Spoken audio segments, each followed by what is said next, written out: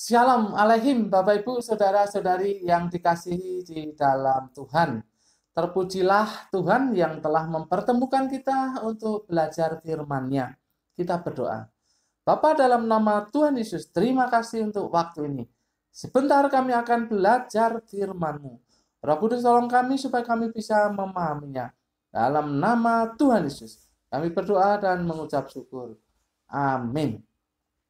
Bapak Ibu, Saudara-saudari yang dikasihi dalam Tuhan, hari ini Kamis 25 Februari 2021 kita akan belajar dari Yohanes pasal yang ke-13 ayat 1 sampai dengan yang ke-20. Yohanes pasal yang ke-13 ayat 1 sampai dengan yang ke-20. Judulnya adalah Guru dan Tuhan yang membasuh kaki. Guru dan Tuhan yang membasuh kaki. Bapak Ibu, Saudara-saudari yang dikasihi dalam Tuhan, ayat-ayat ini merupakan ayat-ayat yang cukup populer di kalangan orang Kristen ataupun gereja Tuhan. Peristiwa yang dikisahkan di ayat-ayat ini adalah terjadi menjelang Paskah. Kita baca ayat 1. Sementara itu, sebelum hari raya Paskah mulai, Yesus telah tahu bahwa saatnya sudah tiba untuk beralih dari dunia ini kepada Bapa. Sama seperti Ia senantiasa mengasihi murid-muridnya, demikianlah sekarang Ia mengasihi mereka sampai pada kesudahannya. Bapak Ibu, Saudara-saudari yang dikasihi dalam Tuhan, sepertinya ini merupakan Paskah terakhir yang dilakukan oleh Tuhan Yesus bersama dengan murid-muridnya. Sebab kalau kita membaca bagian-bagian selanjutnya, pasal-pasal selanjutnya, kita tahu kemudian itu mengarah kepada penangkapan Tuhan Yesus dan kemudian diadili dan kemudian disalibkan. Oleh sebab itu, Bapak Ibu, Saudara-saudari yang dikasihi dalam Tuhan, nasihat atau apapun yang dilakukan Tuhan Yesus menjelang Paskah ini, menjelang Paskah terakhir yang Dia lakukan ini, menjadi lebih sangat berarti. Jadi ini termasuk keteladanan dan perintah untuk membasuh kaki. Menjadi lebih berarti karena ini merupakan Paskah terakhir yang diikuti oleh Tuhan Yesus atau yang dilakukan oleh Tuhan Yesus menjelang kematiannya dan kemudian kebangkitannya. Ada dua bagian penting yang akan kita pelajari di sini berkaitan dengan guru dan Tuhan yang membasuh kaki. Yang pertama, Tuhan Yesus membasuh kaki murid-muridnya. Jadi yang pertama, Tuhan Yesus membasuh kaki murid-muridnya. Bapak Ibu, Saudara-saudari bisa pelajari, bisa baca mulai dari ayat 4 sampai dengan yang ke-11. Tapi kita akan membaca ayat yang keempat. Lalu bangunlah Yesus dan menanggalkan jubahnya. Ia mengambil selai kain lenan dan mengikatkannya pada pinggangnya. Perhatikan, ini kata-kata yang penting. Ia mengambil selai kain lenan dan mengikatkannya pada pinggangnya. Ini sebelumnya menanggalkan jubahnya. Nah, Bapak Ibu, Saudara-saudari yang dikasihi dalam Tuhan, kata menanggalkan jubahnya dan kemudian dia mengikat pinggangnya dengan kain lenan, itu adalah tanda seorang hamba atau pelayan yang siap melakukan tugasnya. Jadi melepaskan jubahnya dan kemudian mengikatkan selai kain pada pinggangnya, itu tanda dari seorang hamba atau pelayan yang siap melakukan tugasnya. Artinya apa? Artinya bahwa Tuhan Yesus memposisikan dirinya sebagai hamba. Tuhan Yesus memposisikan dirinya sebagai pelayan. Selanjutnya kita baca ayat 5. Kemudian ia menuangkan air ke dalam sebuah basi dan mulai membasuh kaki murid-muridnya, lalu menyekannya dengan kain yang terikat pada pinggangnya itu. Yang dilakukan Tuhan Yesus kemudian membasuh kaki murid-muridnya dan mengelapnya dengan kain yang diikatkan di pinggangnya itu. Nggak pantas sebetulnya ya. Ini Tuhan Yesus yang melakukan bagi murid-muridnya. Ini murid-muridnya ya yang nggak pantas diperlakukan seperti itu. Tapi Tuhan Yesus mau. Tuhan Yesus mau melakukannya. Kemudian ayat yang ke-6 kita baca. Maka sampailah ia kepada Simon Petrus. Kata Petrus kepadanya, Tuhan, engkau hendak membasuh kakiku. Nah, Bapak Ibu Saudara-saudari yang dikasihi dalam Tuhan, menurut tradisi ini Petrus berada di pojok ya. Nah, saya ingin menjelaskan tentang posisi duduk dari Paskah, tradisi Paskah pada zaman Tuhan Yesus. Seperti apa posisi duduk?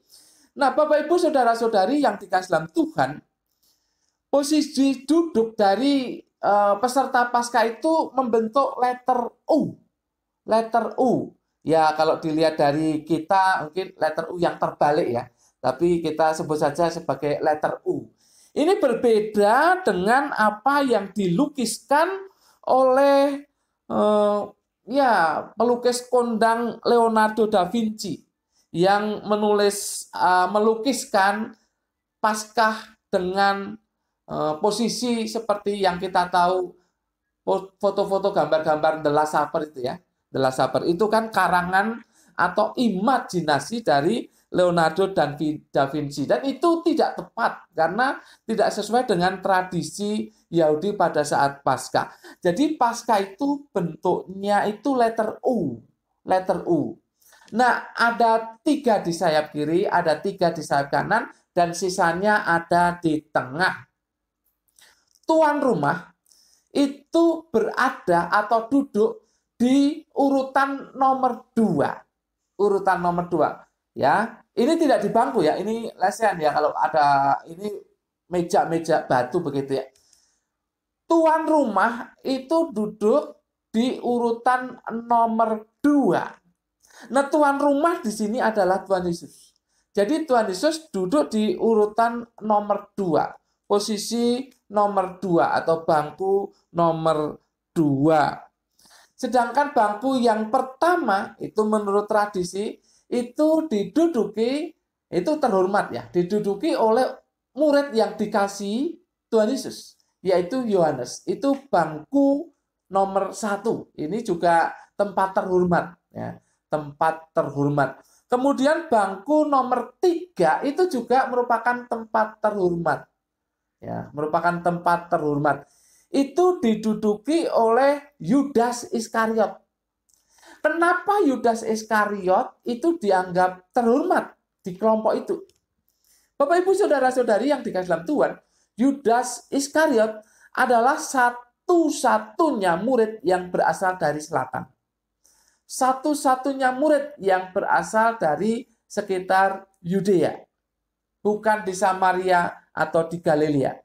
Jadi Yudas Iskariot ini terhormat dalam kelompok itu. Ini luar biasa menarik. Maka dia duduk di sebelah Tuhan Yesus, bangku nomor 3.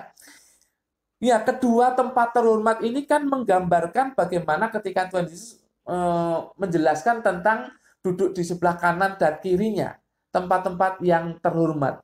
Jadi tempat terhormat sudah diduduki oleh Yohanes dan oleh Yudas Iskariot. Nah, sementara itu Petrus itu berada di paling pojok. Paling pojok. Kan bentuknya letter U. Jadi Petrus dari pojok itu berhadapan dengan Yohanes, tapi jarak ya, ada jarak. Maka kan Petrus memberi kode kepada Yohanes untuk tanya kepada Yesus siapa orang yang dia maksudkan, kan begitu dalam pembicaraan selanjutnya. Itu karena berhadapan-hadapan ya antara Petrus dan Yohanes. Jadi memberi kode ya, memberi kode itu ya, mungkin begitu ya. Ya, silahkan tanya kepada Tuhan Yesus, mungkin seperti itu ya. Tetapi menariknya bahwa Petrus memang berada di pojok itu sesuai dengan bagian firman Tuhan yang kita pelajari, yaitu ketika Yesus membasuh kaki murid-muridnya dan kemudian dikatakan sampailah kepada Petrus. Itu bangku yang terakhir. atau posisi duduk yang terakhir. Sampailah kepada Petrus. Bapak Ibu saudara-saudari yang dikasihi dalam Tuhan, posisi Petrus ini seharusnya diduduki oleh orang yang melayani. Artinya kalau Petrus berada di pojok, itu berarti dia seharusnya yang melayani. Seharusnya Petrus yang membasuh kaki semua orang yang ada di situ, termasuk kaki Tuhan Yesus. Maka ketika sampai kepada Petrus, dikatakan bahwa Petrus menolak. Kita baca ayat yang ke-8a. Kata Petrus kepadanya, engkau tidak akan membasuh kakiku sampai selama-lamanya. Bapak Ibu saudara-saudari yang dikasihi dalam Tuhan, Petrus tidak memahami akan hal ini. Ya, seharusnya dia memang yang melakukan itu, ya, melakukan pembasuhan itu dia sebagai orang terakhir. Ya, entah kenapa Petrus ada duduk di pojok itu, kita tidak tahu itu ya. Tetapi yang jelas posisi itu harus melakukan tugasnya untuk membasuh kaki para peserta upacara atau perjamuan Paskah itu. Nah, Bapak Ibu saudara-saudari yang dikasihi dalam Tuhan, Petrus tidak mau dibasuh kakinya oleh Tuhan Yesus. Karena dia merasa bahwa seharusnya dia yang melakukannya, bukan Tuhan Yesus. Tetapi setelah terjadi perbincangan, setelah terjadi penjelasan oleh Tuhan Yesus, baru dia mau dibasuh kakinya. Tetapi dia minta seluruhnya, ya seluruhnya dibersihkan, gitu, tubuhnya seluruhnya dibersihkan.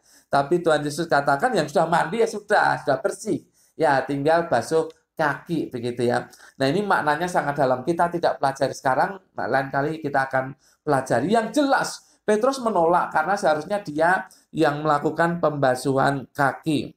Bapak Ibu saudara-saudari yang dikasihi dalam Tuhan, ini membalik konsep orang-orang Yahudi di mana pimpinan itu maunya dilayani. Konsep orang-orang Yahudi, bahkan pimpinan-pimpinan orang Yahudi, itu mempunyai konsep bahwa seorang pimpinan seharusnya dilayani. Tetapi dengan apa yang dilakukan oleh Tuhan Yesus ini, maka ini membalik konsep orang Yahudi. Membalik sudut pandang dari orang Yahudi. Bukan pimpinan yang harus dilayani, tetapi pimpinan itu yang harus melayani. Jadi yang pertama kita sudah jelas di sini bahwa Yesus membasuh kaki murid-muridnya. Bagian yang kedua adalah mengenai keteladanan dan perintah untuk meneladani, ya. Keteladanan dan perintah untuk meneladani. Bapak Ibu saudara-saudari nanti bisa baca, pelajari di ayat 12 sampai 20 ya. 12 sampai dengan yang ke-20 bisa dipelajari nanti. Namun kita akan baca ayat 14 dan 15 terlebih dahulu. Jadi jikalau aku membasuh kakimu, aku yang adalah Tuhan dan gurumu, maka kamu pun wajib saling membasuh kakimu. Sebab aku telah memberikan suatu teladan kepada kamu, supaya kamu juga berbuat sama seperti yang telah kuperbuat kepadamu. Di sini disebutkan dua status dari Tuhan Yesus. Yang pertama adalah guru, yaitu didaskalos. Guru adalah posisi terhormat pada saat itu. Bapak Ibu saudara-saudari yang dikasihi dalam Tuhan, maka Tuhan Yesus pernah menegur orang-orang, janganlah kamu mau disebut sebagai guru atau rabi, karena hanya satu gurumu, hanya satu rabimu, gitu. Tuhan Yesus pernah menegur. Mengapa? Karena rabi, guru, itu adalah posisi yang sepertinya dikejar. Sepertinya dikejar, khususnya oleh siapa? Ya oleh ahli-ahli Taurat, orang-orang Farisi, orang-orang Saduki, imam-imam. Ini posisi yang tinggi, ya. Jadi mereka mengejar status sebagai guru didaskalos karena itu terhormat. Bapak Ibu saudara-saudari yang dikasihi dalam Tuhan, Tuhan Yesus adalah guru. Itu berarti posisinya terhormat atau statusnya status terhormat. Kedua, Tuhan. Dikatakan di ayat itu Tuhan. Ya, jikalau aku membasuh kakimu, aku yang adalah Tuhan dan gurumu. Bapak Ibu saudara-saudari yang dikasih dalam Tuhan, kata Tuhan dipakai kata kurios. Sebetulnya bisa berarti Tuhan. Bapak Ibu saudara-saudari yang dikasih dalam Tuhan, saya lebih cocok ini diterjemahkan dengan kata Tuhan. Ya, mengapa demikian? Mari baca ayat 16. Aku berkata kepadamu, sesungguhnya seorang hamba tidaklah lebih tinggi daripada tuannya, ataupun seorang utusan daripada dia yang mengutusnya. Bapak Ibu, ini konteks dekat. Konteks dekat yang membandingkan antara hamba dan tuan. Jadi ketika Tuhan Yesus mengatakan bahwa aku adalah Tuhan, saya lebih cocok ini diartikan Tuhan. Tuhan. Mengapa demikian? Ya itu tadi. Karena dibandingkan dengan hamba atau dikontraskan dengan hamba. Dan itu merupakan kedudukan yang terhormat secara manusia. Dan konsep ini jelas ada dalam kehidupan para murid. Tuhan itu kan ya dibandingkan dengan hamba, jadi terhormat sekali kan, terhormat. Ini maksudnya. Ini maksudnya. Jadi kalau dia adalah guru yang merupakan status terhormat dan juga Tuhan yang merupakan posisi yang terhormat, itu maksudnya. Tetapi mau membasuh kaki murid-muridnya, maka seharusnya murid-muridnya melakukan hal yang sama. Jadi ini ada perintah untuk meneladaninya. Bapak Ibu saudara-saudari yang dikasih dalam Tuhan, saya ingin tegaskan di sini. Ini bukan perintah untuk dijadikan ketetapan gereja. Ingat, ini bukan perintah untuk dijadikan ketetapan gereja. Dari zaman awal itu rasul-rasul tidak pernah fokus kepada masalah pembasuhan kaki.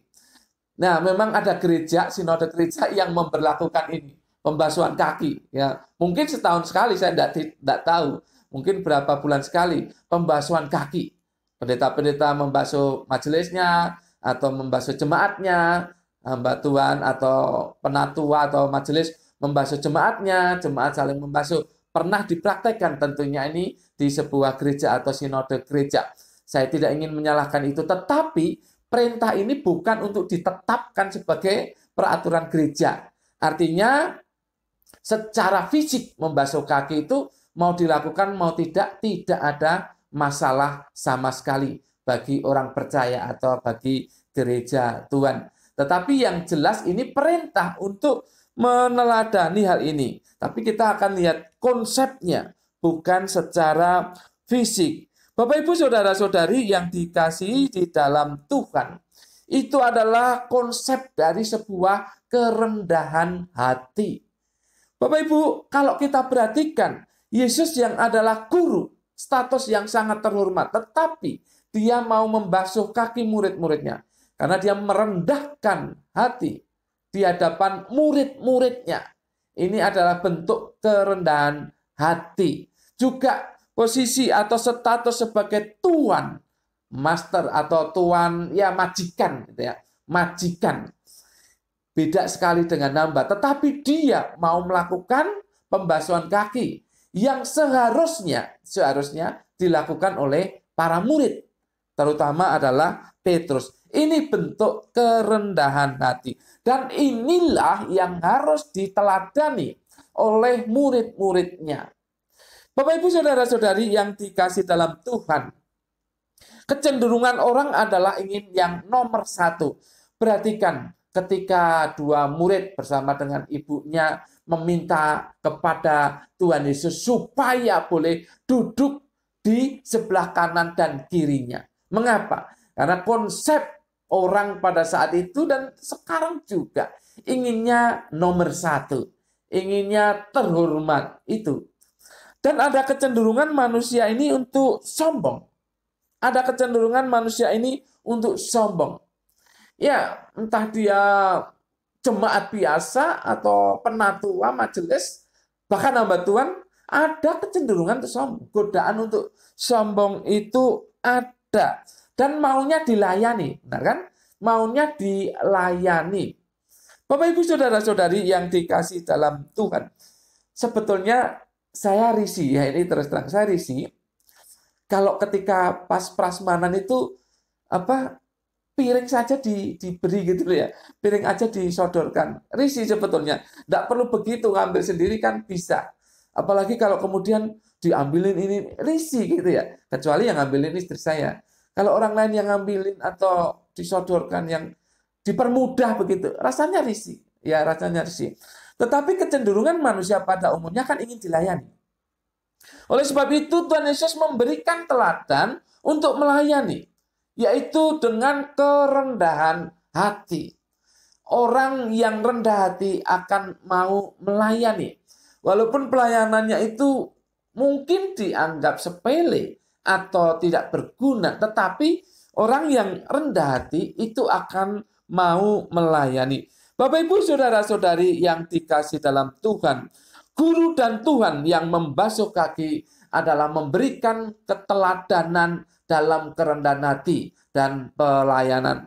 Bapak Ibu, kalau demikian dimanapun kita berada, dibutuhkan pribadi yang diisi dengan kerendahan hati. Dimanapun kita berada, mau di rumah tangga, mau di lingkungan, mau di tempat kerja, bahkan di gereja, di pelayanan, dibutuhkan kerendahan hati dari setiap kita, dimanapun kita berada. Oleh sebab itu, dengan kerendahan hati itu, kita mau melayani, bukan inginnya dilayani. Mau menghormati, bukan inginnya dihormati. Mau menghargai, bukan inginnya mau dihargai saja.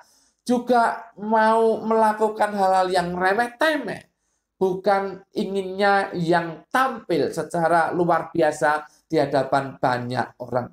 Mari Bapak Ibu, perenungan akan menjelang Paskah ini adalah kerendahan hati yang diwujudkan di dalam melayani. Di keluarga, di lingkungan, di tempat kerja, di lingkungan pemerintahan, ataupun juga di pelayanan atau di gereja. Jadilah orang yang rendah hati dan layanilah orang lain. Amin. Mari kita berdoa. Bapak, terima kasih untuk firman-Mu. Roh Kudus tolong kami untuk bisa melakukannya. Memang tidak mudah untuk menjadi orang yang rendah hati, yang mau melayani apapun itu bentuk pelayanan.